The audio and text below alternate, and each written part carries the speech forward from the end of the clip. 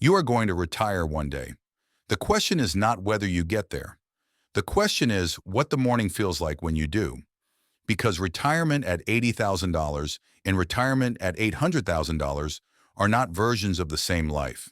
They are different countries with different rules, different freedoms, and a distance between them that nobody measures in dollars. They measure it in mornings. This video is about the mornings. Level 1. $0 to $50,000. You retire because your body told you to. Not because the number was ready, because the knees gave out, or the shift got too long, or the manager half your age stopped looking at you like your opinion mattered. You didn't choose this morning. This morning chose you. You wake up at 7:14, no alarm. You haven't set one in 3 weeks. The silence where the alarm used to be doesn't feel like freedom. It feels like something was removed without your permission. Social Security hits on the second Wednesday of the month, $1,340 after Medicare. Your rent is $890. That leaves $450 for everything else. Groceries, gas, the prescription that went up in January, the phone bill you're thinking about canceling. You do the math in your head before your coffee finishes brewing. You have done this math every morning for 6 months. The answer is always the same. It always lands somewhere between tight and impossible.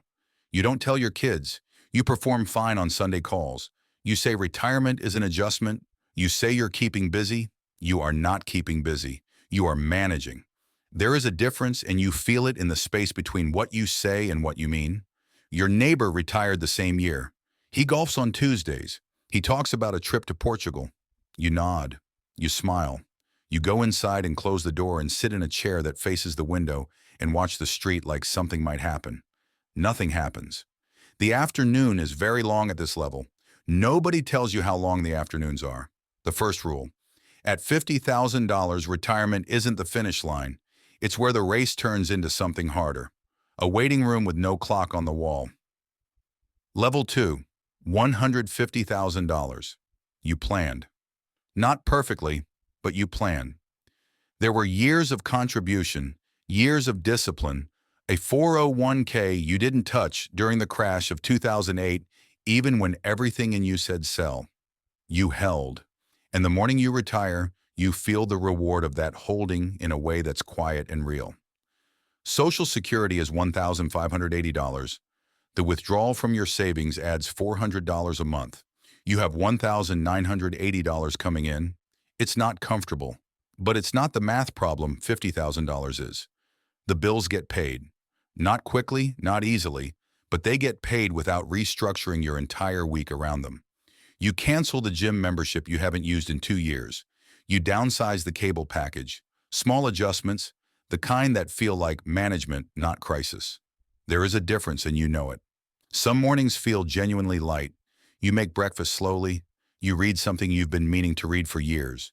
You take a walk that has no destination. These mornings exist at this level. They're not every morning, but they exist. Then the car makes a sound in March, $1,400. You have it, but spending it empties a buffer you spent 3 years building. You spend 2 weeks not sleeping well. The money comes back slowly, but the feeling that one thing could unravel it takes longer to leave. The second rule. $150,000 is the first level where retirement feels possible. Not safe. Possible. And possible after a lifetime of tight is its own kind of grace. Level 3. $300,000. Something is different here, and it takes you a week to name it. You stop checking your account every morning. Not because you stopped caring, because the number stopped threatening you overnight. You check it on Sundays now. Sometimes you forget until Monday. The withdrawal rate is conservative. $1,000 a month from savings, $1,600 from Social Security, $2,600 total. Your fixed expenses are covered with room at the edges. The edges are where life happens. A dinner out, a flight to see your daughter, a new coat in October that you buy without a second calculation. You sleep differently, not longer differently. The quality changes when money stops being the last thought before your eyes close. You didn't know sleep could change until it did. You join a Thursday morning group at the library. Retired teachers, a former contractor, a woman who managed a hotel for 30 years.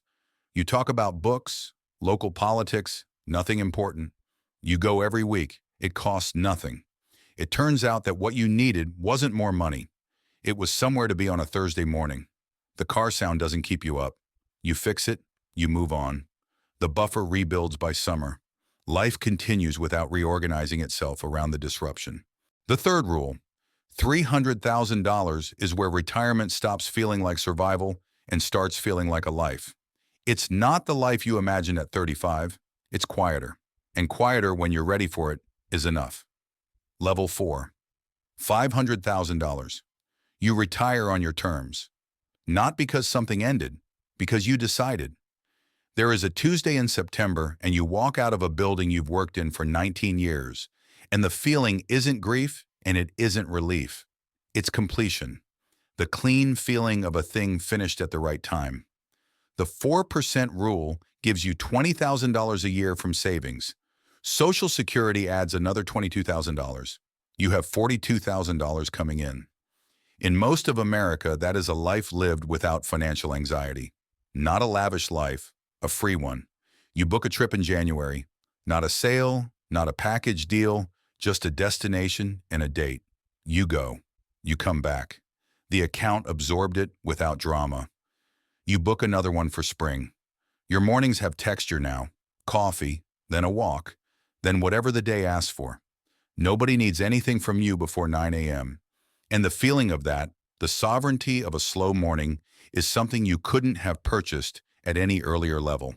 It had to be earned with time and consistency, and all those years of not selling when everything said sell. You help your son with a down payment. Not all of it. Enough to change the trajectory of his decade. You do it without announcing it and without needing it acknowledged.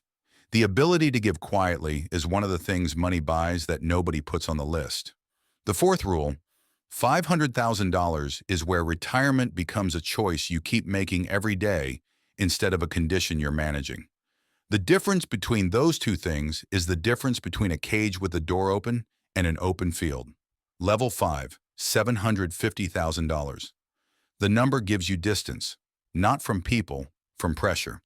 The particular pressure of needing things to go right. At this level, things can go wrong and the morning still works. Your portfolio generates $30,000 a year. Social Security brings the total to $52,000. You live on $44,000, the rest reinvests. The number grows while you sleep, while you read, while you sit at the window watching the street. You no longer watch out of boredom, but out of genuine appreciation for the stillness of a weekday morning that belongs entirely to you. Your health becomes the investment. You see the doctor when something feels off instead of waiting to see if it resolves. You buy the good groceries. You sleep 8 hours without guilt. The shift from managing money to managing your life is subtle and total. Old colleagues still working call occasionally. They talk about the office the way people talk about a place they can't leave. You listen.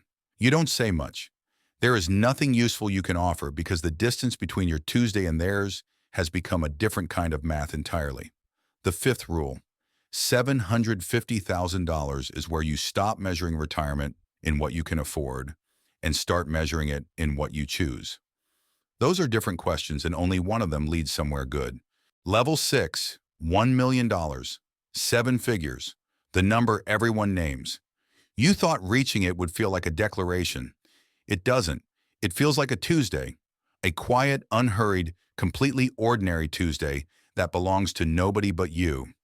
$40,000 a year from the portfolio, $22,000 from Social Security, $62,000 total, under the qualified dividend threshold. The IRS takes nothing. Your friends with pensions lose a percentage before it lands. Yours arrives whole. You give more. Not from obligation, from surplus. The church, your grandson's school, the local food bank that was there when you needed it 30 years ago and that you never forgot. The ability to return what was once given to you is a feeling that doesn't have a financial category. It belongs to a different ledger entirely. Your days have a shape you designed, coffee at 7, walk at 8, reading until 10, whatever comes after that. No agenda imposed from outside, no calendar that belongs to someone else. The architecture of your own time, constructed slowly over decades of delayed gratification, finally lived in. The sixth rule: $1 million doesn't change who you are. It removes everything that was preventing you from being it. Level 7, $2 million. You stop thinking about the number, not because it stopped mattering, because it started working without your attention.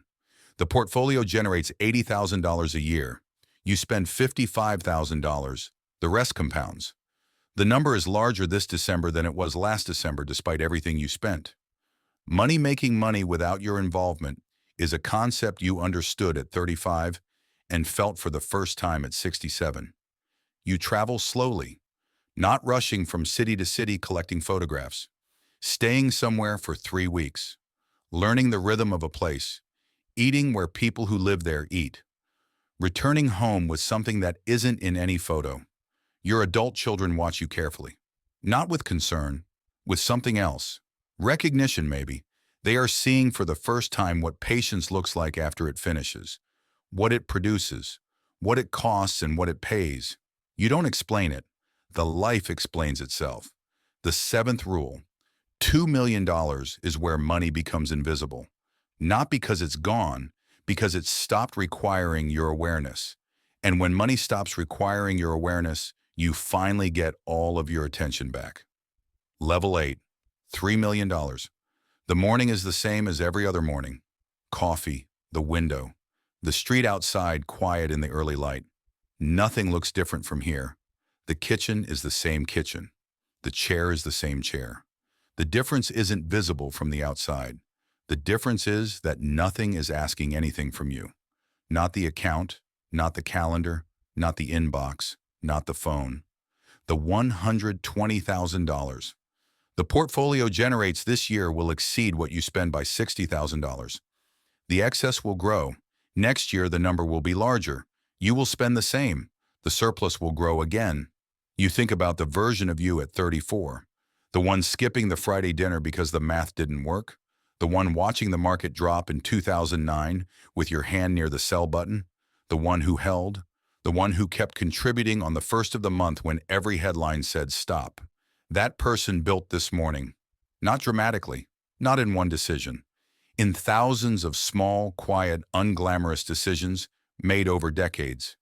Each one invisible at the time. Each one essential in retrospect.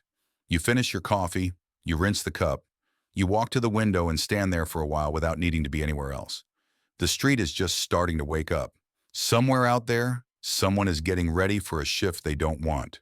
Someone is checking an account that makes them anxious. Someone is doing the math before their coffee finishes brewing and arriving at the same tight answer every morning. They are where you were, and they don't know yet that the distance between that morning and this one is not luck. It's not talent.